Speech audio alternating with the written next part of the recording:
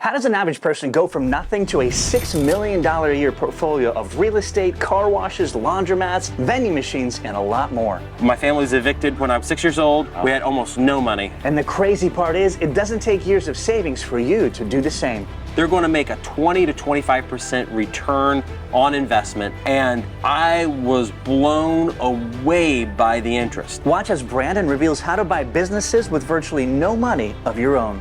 But I just couldn't find any money myself. Discover an unconventional marketing strategy that you've probably never seen before.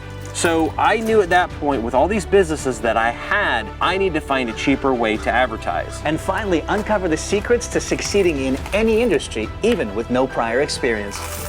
The one thing that I have found to be true in any business you get into, or in all the business that I've got into. All right, Brandon, before we get into your humble beginnings, help us understand the scale of your operations and all the businesses that you own. Sure. So I've got 2 car washes. I have a self-storage facility. I own about 100 rental properties. Wow. I also own the local newspaper. And then I've got my locally famous laundromat that I do a lot of content on. Let me put it this way. I do 8 tax returns a year. And when did you get started? How young was your first venture? So my first business I started when I was 16 years old with my brother. We were in the sport of paintball, which, you know, we dreamed of being in tournaments nationally, and there was no way to get a job. So why not take a passion, something that we were decently well versed in, and turn that into money? So we started flipping equipment on eBay, and it was so, we just printed money in that business, and we paid for our paintball travel, do tournaments, stuff like that. But that was a great business, but it was also a business failure because I didn't realize that I needed to know accounting. So the business, we started shifting from doing online sales to going and setting up events for church camps. We'll talk about everything else later on in the video. Guys, we're actually going to go to 3 of his businesses that he owns. Tell us, which one do you think brings in the most revenue? Car wash, right behind us, storage units, or laundromats? Comment below. Do you come from money? Like, give us a glimpse into your early life. What was it like growing up? Sure. So my dad was an over-the-road trucker. He specifically was an owner-operator, which I know a lot of people think that you make a lot of money doing that. For some reason, I had my dad's tax return, or my parents' tax return from 1996. We were 50% under the federal poverty line. Wow. We had almost no money. My family was evicted when I was 6 years old. We got evicted again at 18. When I was 18 years old, my dad had a heart attack, which meant that he wasn't able to work at all. So my brother and I, we both got jobs. I ended up working at a warehouse, kind of like an Amazon fulfillment center, but this is 20 years ago. So we never had money growing up till I got into running my own business. All right, let's go check out the self-serve bay. I mean, we're familiar with car washes, but I want to see if there's anything unique about yours. Okay. It's a pretty small car wash. I've seen 12 serve bays, self-serves. Yeah. But, you know, we're not a big town, right? Circleville? No. What's the population? 14,000. So in hindsight, becoming an entrepreneur, I feel like was the best thing ever, right? But back then, what inspired you? Give us a little precursor. Sure. So when I was 21 years old, I was working at a warehouse making $11.25 an hour, and I knew that that would not cut it. So I made this decision to look around my community and see who's making money. And from my perspective, real estate agents were making all the money in the world. They all drove Cadillacs, very fancy people. And I said, well, that's what I got to get into. The cost to become a real estate agent is $1,300. Yeah. I put that on a credit card, got into that, and I realized that most of the agents that I was looking up to, they were just really in debt. They were making decent money, but not tons. Then I had 2 people stop into my office that changed my life. One guy, his name was Joe. He was a truck driver, just like my dad was. He wanted to flip some real estate properties, and I said, okay, you know, we have to go get approved for a loan. We got to go through this process. He says, no, I'm not going to go get a loan. I have cash. I said, how do you have money? He says, well, I've been investing. And he literally took a checkbook and threw it at me and said, go look and see how much money I have. And I opened it up, and there was $352,000 in just one checking account. And I was like, what the heck? I'm in real estate. I've never seen anybody with this level of money. So over the course of a few months, he explained to me that he had taken his money, he had invested it in the stock market and real estate, and that had just blossomed into this money. And now he was flipping houses and making good money for fun. He made $35,000, $40,000 on one house. I said, oh my gosh, this is crazy. Then I met a guy, his name was Bill. He was a janitor up at Nationwide Children's Hospital. Bill the janitor. Bill the janitor. And he said, I want to find a house here in this county with a pool. We found a house, and he said, okay, I want to buy it. And I said, okay, we need to go get approved for a mortgage. He says, no, I got cash. I just sold some real estate investments I have. I said, you're a janitor. And he said, yeah, I've been a janitor for 30 years up at Nationwide. I've been buying all the real estate that I could find cheap and holding on to it, and then I've been flipping it, and I just made $300,000 on 2 properties. I want to put in something else. Let's go buy a house with a pool. He still lives east of town on that house. So at that point, I realized I have to get into real estate investment. It took me several years to figure out how to get the money, how to talk to investors. Started off there with the first one, and then by 2019, I had a high of, I think, 142 rentals. So you'd say your entrepreneurship journey began in real estate? Yes. That was the beginning of it? That was the real one. What kind of money was your real estate portfolio bringing in at its peak?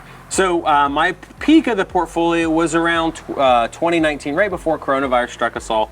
We were doing about $58,000 a month in top line revenue. That's before my expenses, but my expenses, other than debt service, were actually pretty low for real estate. Before we give our audience a inner look as to the structure of this deal, I want to understand how you got the money to buy your first ever real estate deal, and what's your advice to those who don't have money to be able to achieve that? It took me 5 years to figure out how to do it. And as a real estate agent, I knew where all the good foreclosures were, I knew where the good properties were, I knew rentals that could make money. But I just couldn't find any money myself. I couldn't qualify for a bank. The first 20 banks I talked to, they all wanted 20% down and cash reserves to fix the property up, and that was just never going to happen. Even in Ohio, where properties are cheap, I still couldn't afford it. So I decided that I was going to take some of these properties that I knew that were going to make money to people that had a lot of money, but they didn't have any time. So I built a list of a dozen different properties that were here in Circleville.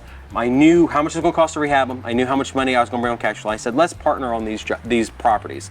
They're going to make a 20 to 25% return on investment. Let me give you the first half, and then I'll take the second half. So you get, on a property that returns 25%, you get a 12.5% cash on cash return. And I was blown away by the interest. I wanted to buy, I decided to buy the first house for $25,000 acquisition, $25,000 rehab, $50K. 25. And within, I want to say under a year, I had $500,000 in commitments from other people. Wow. They saw me buy the first place. I was blogging. I was taking pictures of it, going over how that process worked. And then I deployed $500,000 in rental properties. A large publication online did my story on how I got the first dozen or so rentals. That point was like the overnight sensation. I had people calling me all over the United States asking to contribute money to more real estate investments, and I did probably the stupidest thing I've done, or the smartest, I don't know. I opened up a bank account under a new LLC here in town, and I said, anybody that wants to get into real estate with me, wire me funds. I don't think anybody should ever do that, but I had one guy wire me $85,000, and he said, all right, let's go buy some houses. So I said, all right, this thing is so much easier now that I've built a good track record. For sure. So the 3 steps would be find the deal, find the money, and then obviously make sure it's the deal that's going to make you money. Make sure it's a deal that's going to make you money. Make sure your investors are taken care of. Awesome. Okay, yeah, and we'll dive into the details of each of those steps later on. Curious about what this location specifically brings in terms of revenue, because you have the vacuums, you have the self-serve, and the dry or the touchless, right? Yes. What is the best, most profitable service here? Sure. And what can you share with us as far as numbers? Sure. So this is where I'm going to break your heart and all your subscribers' hearts, because I'm under an NDA with my business partner. He doesn't like me talking about the specifics. But I will tell your viewers this. Do I run a better car wash than the average? Am I 20% better so, yeah. or worse than 20%? And I'm in a town of 14,000 people with 4 competing car washes. So the average vacuum machine at a car wash produces $200 per month per machine. So I've got 3 of those machines here. Your average self-serve bay at a car wash does $1,500 per month per bay. The average automatic brings in $10,000 per month in the United States. So 10 plus 1.5 plus 1.5 plus 1.5, we're at $14,500 per month. Plus 3 vacuums, another $600. So we're at $15,100 per month on average. Top line revenue. The average car wash does about a 40 to 45% margin. So now I'm going to ask your viewers, do I do a better job than the average car wash? The average car wash is on a road with 10,000 cars. Right out here on North Court Street, based on ODOT data, because that's public data. Knows his data, knows his numbers. There's 9,100 cars up here, and then on my other location in Asheville, we have 4,900 per day. Gotcha. So why buy a car wash in the first place? Obviously, you had no experience with the first one. What did the deal look like? Give us a 60-second answer as to how that happened. So I bought this car wash and the other one after I had got my laundromat. The cash flow for my laundromat was just so good. The amount of time I spent was very small compared to my real estate portfolio, which was kind of my bar on everything. Great money, lower time investment, and I just decided I want to get a car wash. I've done so well with my laundromat, so let's just go get a car wash. So we started looking at locations. I looked at 6 separate locations. This was the one that had the best deal structure. The seller was willing to carry part financing on it. He had tax returns. He wasn't lying to the IRS, which was very good for me because I felt like I can quantify the money coming in. Gotcha. What's the overhead cost for this location, just to break even? Sure. Water, sewer, and water's $2,000 a electric. month. Electric's like $400 a month. Natural gas is like $300 a month. I spent a lot of money on soaps. You wouldn't think it, but I spent about $10,000, $12,000 a year. We actually have resorted to manufacturing some of our own soaps on site. We buy the material from a chemical vendor, and because we have really great water filtration system, we actually make the soap on site. So it's a savings on both locations. Looking for savings, looking for ways to improve and be lean. Yep. All right. Well, let's switch gears here and go check out the self-storage units. Sure. Talk about that. So how many total units we got here? Total of 38. 38. And what did you pay for the deal, if you can share? We segmented it. Package deal, obviously. As a package deal, but we segmented about $75,000 to $100,000 on it. That's not bad. I mean, what's it generating for you today? Right around $2,500 a month. This is the vacant one? Yep. Let's take a look. It's a pretty tiny units, though. This is actually the smallest one that we have. This is a 10 by 10. But then on the other building that we have, they're all 12 by 16. What are some secrets to finding great deals, such as the car wash, storage units, things like that? Because that's the first piece of the puzzle that we're talking about today. I am like a shotgun approach. If I want to be in an industry, I want to call everybody. I have found that by trying to just work with people, be friendly, see if there's a way for me to help them out, it has reaped unbelievable dividends over the course of me being involved in different industries. When you bought the storage units and the car wash here, any specific challenges that you faced that you can share with us up front from the get-go? The coldest winter in Ohio history is negative 35. Everything that could freeze up did freeze up. Then after that point was the wear and tear that was already on the equipment that we did not plan for. We had a guy intentionally drive an SU3 through our #1 income earner, our automatic car wash. The first machine, it was run into by a customer after we owned this location for 3 months. We got insurance money. The insurance money was about this much to put in new equipment. What about the storage business that surprised you the most? If I'd be honest, it's how easy this business is compared to my other ones. ROI's been great on it, considering how much money I have in it. The downside is this is not scalable in any way, shape, or form. The only way is to physically build more, and I can't do that. There's just not enough room here to do it. Over the past few years, the sales price of these have exploded. This one is probably on a 25 cap, which is absurd. A similar facility would sell for 10, so I could flip this and make a lot of money. And larger facilities that have more economies of scale, they're very, very low ROI. Wow. Blitz time with Brandon. Thanks, guys, for submitting your questions. If you had to start over tomorrow and had $0 in your name, what business would you go in? Real estate seller financed. So what's the best piece of business advice you've ever received? Find where the money is. What's the most unusual deal you've ever worked on, closed or not? Bought an apartment complex for $250. What? How many units? It's 3. It was a duplex plus a house. $250. So you executed on it and closed on it? Oh yeah, we closed on it. I had it for 3 years, made tons of money, resold it for $100,000. What's the biggest risk you've ever taken on this journey? I sold my website business off in 2012 so that I could get some money to get into real estate investing full time. Okay, what's your guilty pleasure when you take a break from business? I would say doing something with my kids. That's 90% of what I do. Okay. You don't get to $6 million a year by wishful thinking. Whether you've got a bunch of businesses like Brandon or are just getting started, you already know that standing out and competing for your customers' attention can make you do some crazy things. But you don't need a gimmick or a production team to jumpstart your business's growth.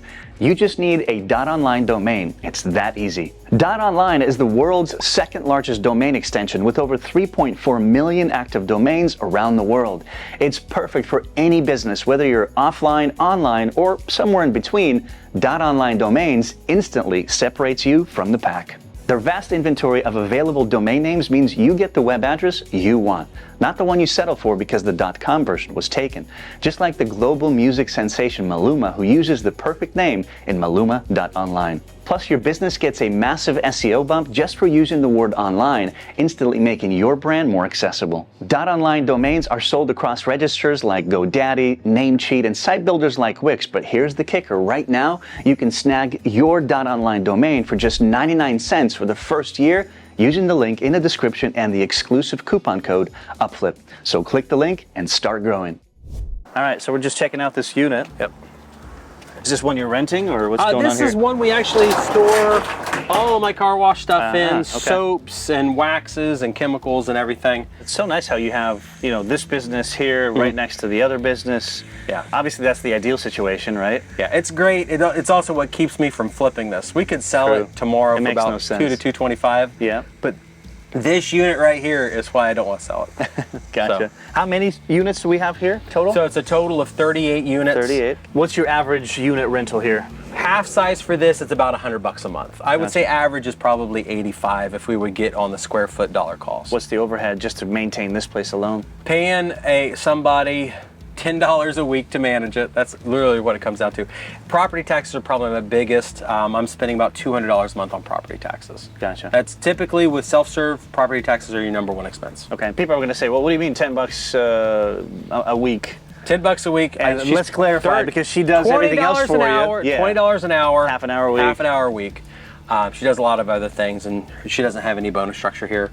So it's very cheap, and it's also something that, you know, you can manage yourself. I just don't want another business for me to manage. For sure. Okay. Well, let's go and check out the laundromat. Let's All right, talk about let's that go. business and see what it looks like. Awesome. Let's do it. So we heard a lot about laundromats being very profitable businesses, and earlier on I asked you guys what you think, what business brings in the most revenue. Give us the insight. Is it the laundromat? Is it the car wash? Is it something else that you have? This one is very middle of the road for me. My car washes individually and corporately make more money than this laundromat, but the laundromat's really good. We're on track to do about $135,000 this year in gross revenue. For this location? From just this location. My net should be in the, let's say, $65,000, $75,000 range. I got a little bit of debt service that I have to take care of, but I'm almost paid off on my loans. So then that money starts going in my pocket. Now, one of the other great things I have here is I own the real estate here.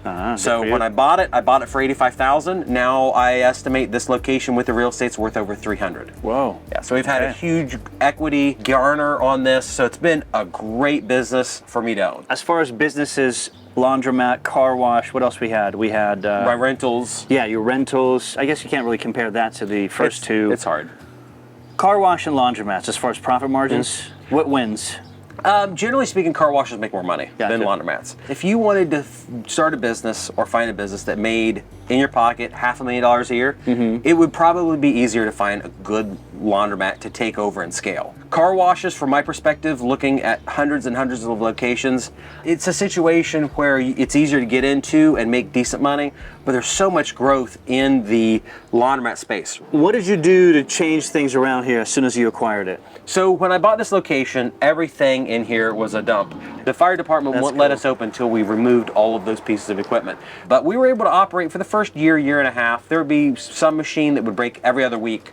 So we had problems, but not near like taking over the location where literally nothing worked. Gotcha. What about prices? Did they stay about the same? We upped to maybe 10 to 15%. They were mostly in line with everybody else, but the condition of this location was absolutely miserable. It was an absolute nightmare when it came to the damage that was in here because of neglect. We pride ourselves on bringing amazing guests like Brandon. So if you're an entrepreneur or aspiring to be one, hit that like and subscribe button. You won't miss any episodes, and you'll help us bring more top-notch guests like Brandon. All right, let's get in here. So this is smaller than what we typically saw. How many machines again in total? 18 washers, 12 dryers. Gotcha. What can a machine like this generate? You got $3 per wash? Yeah, this is a $3 one. The gold standards, we're trying to get 3 turns per day, so $9 a day off this specific machine. These are a little bit lower because my bigger machines tend to make a lot more money. What's the price on that? So my 30-pound machine costs $4.50. My 60-pound machine costs $9. Oh wow. Okay. Generally speaking, the customers just like the bigger machines. Throw they everything feel in they there. can get more stuff in it, which isn't true. They feel it gets a little cleaner, which is true because they tend to pack it less. Gotcha. Bigger machine, they put less laundry in it. It's just the oddness of this. I mean, it's pretty small on this one. It's a 20-pound tiny. machine, so it's a little bigger than what you'd have at home. This runs about $3,500 on it, which is pretty expensive. That excludes the water connections and the electric connections. Yeah, Probably that's runs the maybe $500 per machine to connect them. Wow. Depending. Infrastructure is really expensive in this laundry business. And that's cheap. I run into a lot of people that spend $100,000 to $150,000 in infrastructure to get their whole stack done. What are some challenges specific to this location, this industry here for you right now? This location's really small. So what I have to do to get that level of profit per square foot, I need to destroy a wall and I need to fix my parking lot. That's going to be another $200,000 in implementation. When do you plan on doing that? I'd like to do it by the end of the year. I'm trying to get my revenue numbers up so I can support the extra debt service. These machines are almost paid off loan-wise. I spent about $105,000, $110,000 getting the equipment. It's paid down. I got another maybe year left, but then I'm just going to restart it and get more equipment and get another loan for probably $150,000. When you started this location, when you acquired it, what were some of the mistakes looking back you made that you could go back and do differently? Sure. I made a really big mistake on trying to figure out what my customers wanted. I had heard from experts, you need big equipment. The bigger the equipment, the more money you'll make per day per square foot. And I said, oh no, that can't be true. So we ended up getting quite a few of these style washers. I found out that they're right. If I would have planned this location for more larger machines, I wouldn't be at the 125 to 135 range. I'd probably be closer to 175, 185. Right. All right, can you give us an overall review of revenue across all businesses, just to get an idea? Yeah, so this is where the video is going to break down because I've got NDAs on two separate businesses that I have. Gotcha. Laundromat, we should end the year at 125 to 135. My real estate operations, I don't think we're going to be anywhere south of $1 million. That number is really complicated because about 600,000 of that's going to be from rent on properties. But then we've got a couple flips that we have either closed on or we'll close out the year with. And I've got some other projects. I get residuals off my old trailer park that I sold. We get really good money off of that at this point. So I'm going to guess 1.2-ish million a year on my real estate operations as a global total. We've got vending machines in there. I'll make maybe an extra $30,000, $40,000 a year off of that. Got a bunch of small little things. Social media. I'm hoping that social media will end up, let's say 300,000, maybe 400,000 this year. This is actually one of my worst years for social media, considering all the views and everything. But I took 6 months off this year to work on a big project. Yeah. That big project plus my car wash, which I can't talk about the revenue, but just remember the averages, guys. I expect to end this year at probably the 6 million mark. Oh, wow. In terms of total revenue. Good for you, man. I mean, coming from humble beginnings to now making, we're talking revenue, so before tax and all that, but still quite the difference. What do you say to people that think money buys happiness? What's your take on that? Happiness is its own thing. I would say that money buys security. You're at least going to have a roof over your head. You can have a car that works. You can have food on your table. It buys security. It can buy really great experiences too. That doesn't always bring people happiness. My wife and I, when we got married, we kind of resolved ourselves. We'll be happy if we have to live in a cardboard box. My family was happy when we were mostly living in a little studio, one-bedroom apartment above a coffee shop after we had the house explosion. We were happy. It was challenging. Things weren't stable. We weren't secure, but we were happy. Yeah. So I don't think it can buy happiness, but it can buy security. And for some people, that level of security is happiness. Yeah. Would you want an active business owner like Brandon here to guide you step by step to start your entrepreneurial dreams?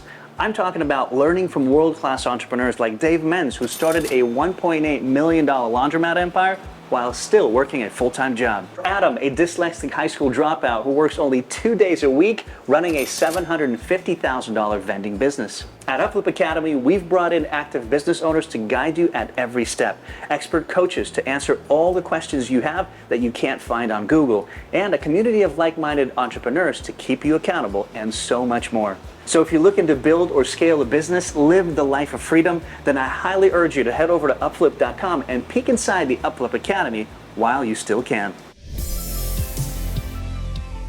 specifically to this car wash, what was the smartest move you made to turn it around? Changing our pricing and adding credit cards. I spent $6,778 to redo both locations with credit cards. We also had to fix up our bill machines. Gotcha. And there, believe it or not, there's people that will drop $40, $50, $60 on their car.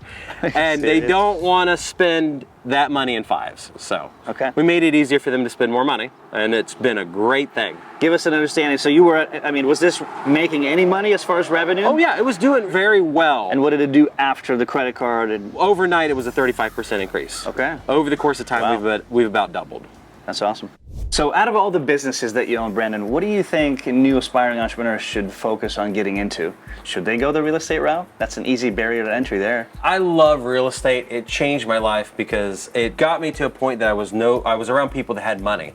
Now, the real estate agents were in debt, most of them. One of them was the former CEO of an oil company. He really changed my perspective on everything in life.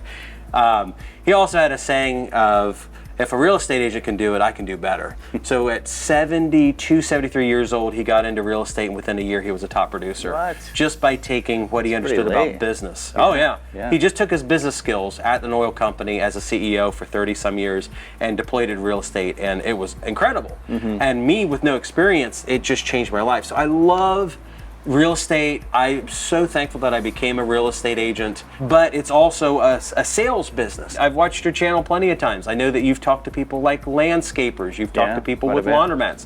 You've talked to some of my laundromat competitors even. But you have to find something where there's a demand. I've got a guy down in Texas that I'm friends with. He just started a line striping company. He paints the lines in parking lots. He just secured a customer for over $30,000. He's been at it less than a year. It's an 80% profit margin from what I understand. He found a need and now he's filling it. So my recommendation to everybody out there is find a need. Go and just ask people. When I bought that first rental, it was the most expensive rental that I'd ever heard of in town as a real estate agent. So How much was it? It was $1,000 a month for a 5-bedroom house. I've never seen a 5-bedroom house, never saw a $1,000 rental here in Circleville. So what I did was I created polls on Facebook. I went out and asked people, would you rent a house for $1,000 a month? Would you rent a 5-bedroom house? The feedback I got from posting that deal on Craigslist was phenomenal. So I was able to determine that there was demand for what I wanted to offer here in town. And we printed money off that place. I still own it today. It's over here on West Mill Street. I only put that $50,000 in it. It's now worth probably $250,000 a month. Good for you. What would be your advice to those looking to get their first car wash? Number one, get a good deal. Make sure the numbers are correct, that you've done research, tax returns, sit in the parking lot, look at their water. Number two is be okay with walking away from a deal. I run into a lot of people now. They send me DMs and questions all the time. They say, I found this deal, and then I help them go over the numbers, and it's not a deal at all. And I say, well, you got to walk away from the deal. It's not fixable. Go find something else. And it breaks their heart. They're so excited about the fact that they finally found a car wash for sale, and they need to walk away. If you can't walk away from any deal out there, then the seller has all the power. And as a buyer, you're the one writing the checks every month. You're the one buying it. You've got a very high level of power, and you need to utilize it when you look for it. Don't be afraid to walk away from a deal. All right, the last two steps was finding the money and then making the money. Let's talk about that. How can entrepreneurs find the money if they don't have a lot of credit score or debts, history, etc.? Sure. So I'm big on seller financing, which works a lot of the time, but not all the time. In this case, it was heavily seller financed. We had the down payment just sitting in my bank account, was able to deploy it. But in a lot of the deals that I've got into, very similar to this, I've went out and asked for private investor money. So if you can get yourself a deal and you can prove beyond any shadow of a doubt that there's a clear pathway to make a lot of money, it's straightforward and easy to go get investors. The way that I tell people to do it, my approach is go join your local real estate investing clubs. So if I can take them to a deal and I'll wrap them up in an NDA or non-circumvent agreement, I'll show them the deal. And if I can show them a clear path to make 10, 12%, 14% on their money, there's ways that you can do that. Private lending in tax advantaged ways, finding people that have self-directed IRAs, especially self-directed Roth IRAs, so when they pull that money out, it's tax-free. Going and finding those people was worth its weight in gold. I like going to real estate investor clubs first, because if they've got money in a Roth IRA, they want to be able to grow it quicker. And if you can show them that by being a lien holder against real estate, I'm working a deal right now. I called one guy up. I said, hey, I've got 2 properties. I need 300K.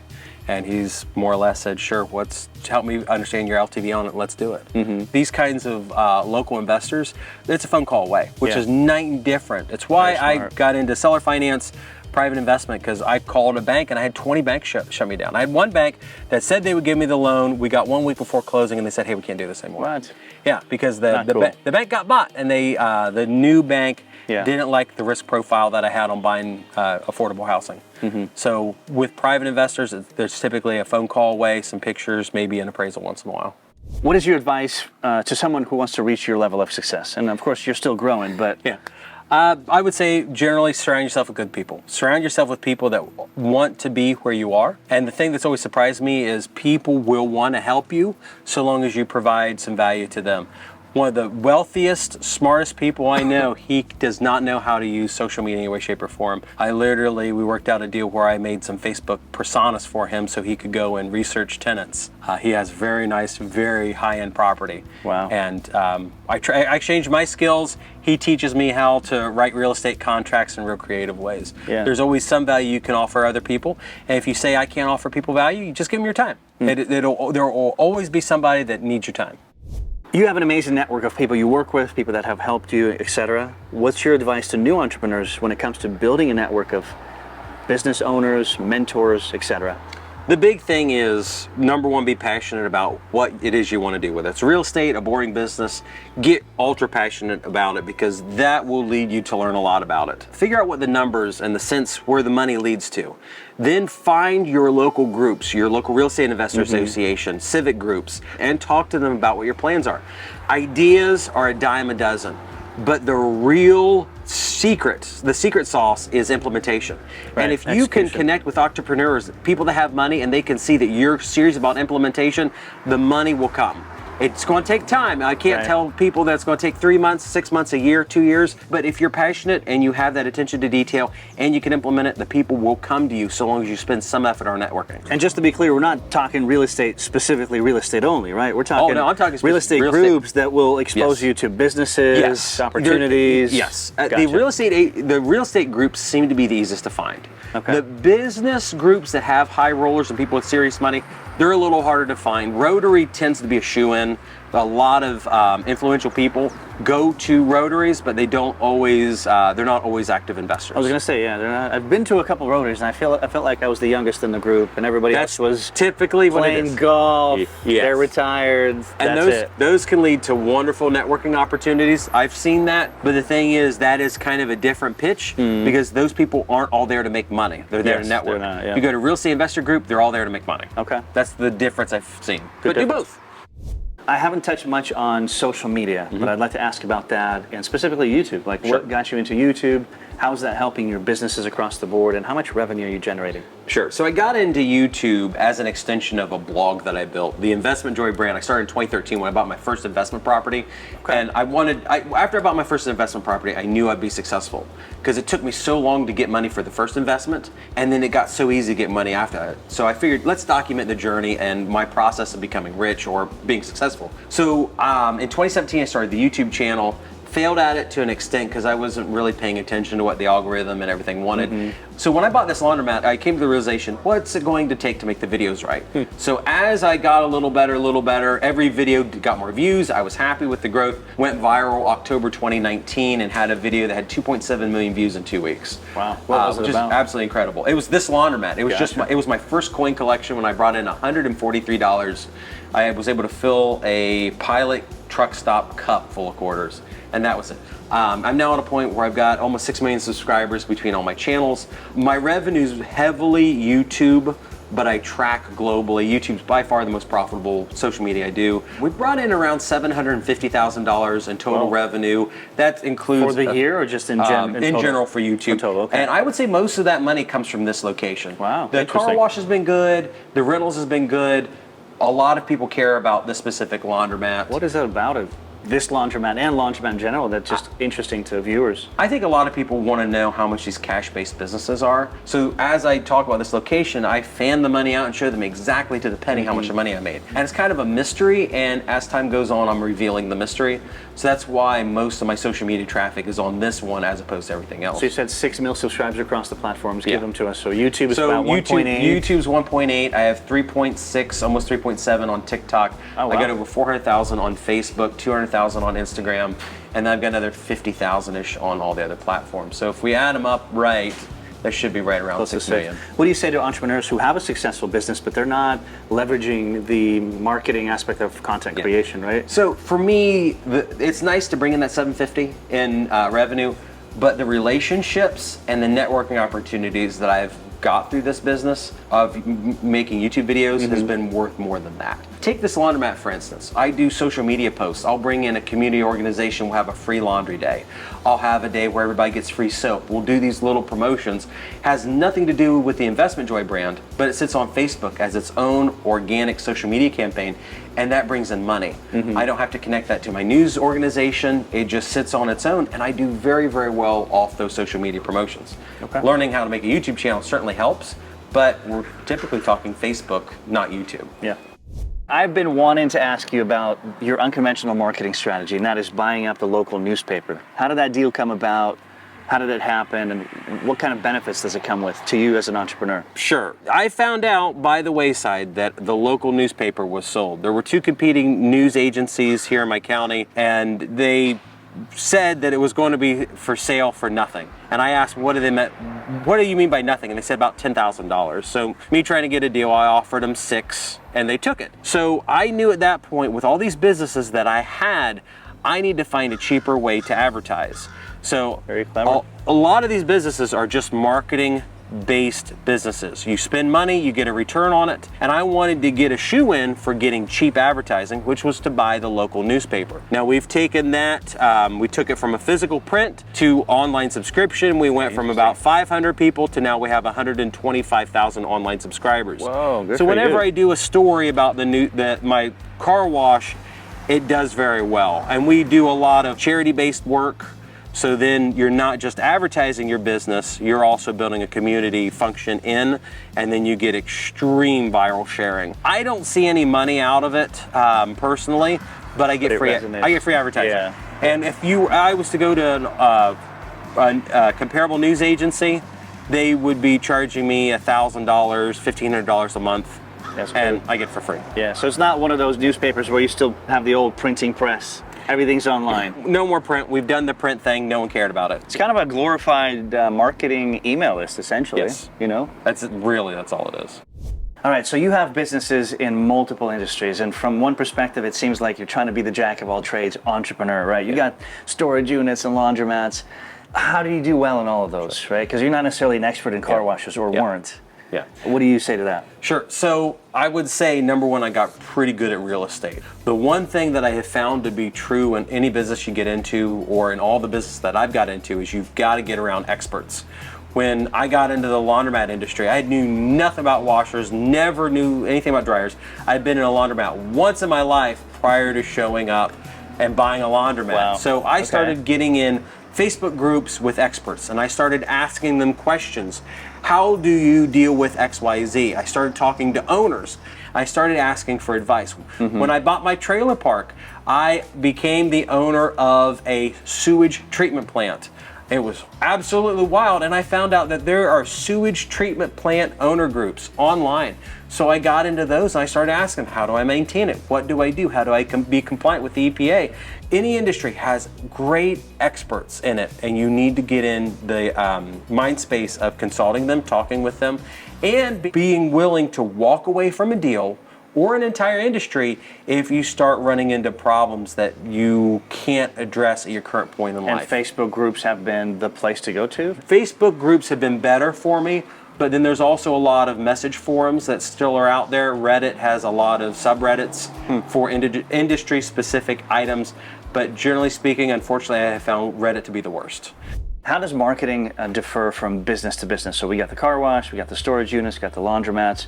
Can you give us any specific differences and best ROI as far as platforms? Sure. So broadly, it's all about getting the most money out of your customer, but you have to figure out what is going to differentiate yourself and position you best in the market. My storage facility, for instance, we've got storage facilities north of me, south of me. So what I've done is I've decided that I'm going to have a marketing mix similar to what they're doing, and I'm going to underprice myself by about 5%. I run into a lot of people that go and they buy themselves a self-storage facility, and they come to this odd determination they can increase their rents 20 or 30%. 20 or 30% over what the old owner was doing, but they don't compare their market to their competitors. If you overprice yourself, your people are just going to leave. Laundromats, they're very geographically driven. If you don't have competitors within a mile or 2 mile, you're going to get a lot of those people. You need to make your laundromat a place where they actually want to go. You've negotiated more deals than I can probably count on both hands. So what are some negotiation tactics that we can learn from? On the front end, I would say know your value. That will lead to you being willing to walk away from a deal. It's a big one. Not every deal you think on the front end is an actual deal. You have to prove at the end of the day a way for you to make money. I use that as a negotiation tactic now with all of the deals I go into. It gives me a lot more insight and a lot more power to negotiate on the deal. And you have to make money at the end of the day. You can't be working for free. Otherwise, go get yourself a 9-to-5 job. There's no sense in it. So it's almost like you have to work hard to convince yourself to walk away from the deal as opposed to convincing yourself to try to stay in the deal, right? Yes, and that's how my brain's wired. I run into some people that are way too analytical, and at some point they just need to jump in.